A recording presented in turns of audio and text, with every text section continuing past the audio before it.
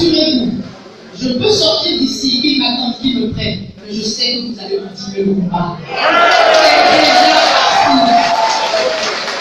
21 vers 19h, Madame Rekiat Madougou a été interpellée par la police républicaine. L'intéressée avait été gravement mise en cause dans une procédure d'enquête ouverte le vendredi 26 février 2021 contre les nommés Ibrahim Mamatouré, colonel de l'ex-gendarmerie à la retraite, et Georges Saka.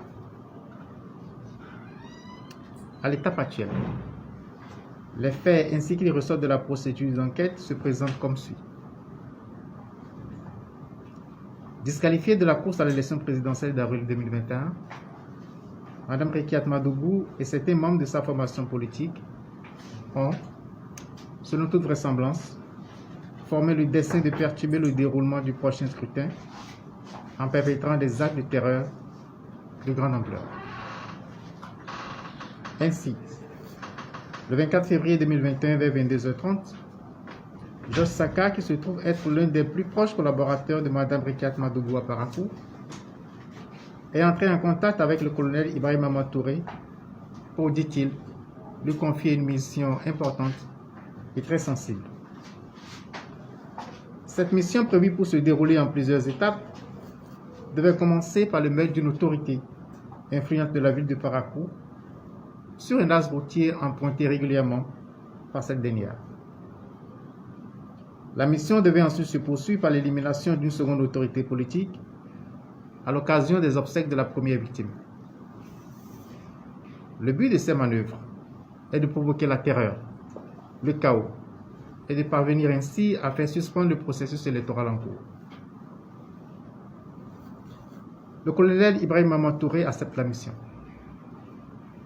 Les deux mises en cause définissent les modalités de la première opération avant de s'accorder sur son coût. La somme convenue est versée par Georges Saka au colonel Ibrahim Mamatouré dans la journée du vendredi 26 février 2021, un peu avant 11h. Juste après la remise des fonds, les deux individus sont interpellés par la police républicaine. De l'aveu du colonel Mamatouré chargé de l'exécution de la mission, il ressort que cette somme a été envoyée par Mme Rekiat Madougou.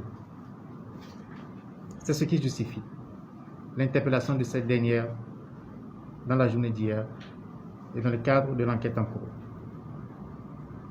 Il faut rappeler que l'atteinte volontaire à la vie des personnes, à leur intégrité ou à leur liberté, ainsi que l'enlèvement ou la séquestration des personnes, lorsqu'elle a pour but de contraindre indûment les pouvoirs publics à accomplir ce qu'ils ne sont pas tenus de faire, ou à s'abstenir de faire ce qu'ils sont tenus de faire,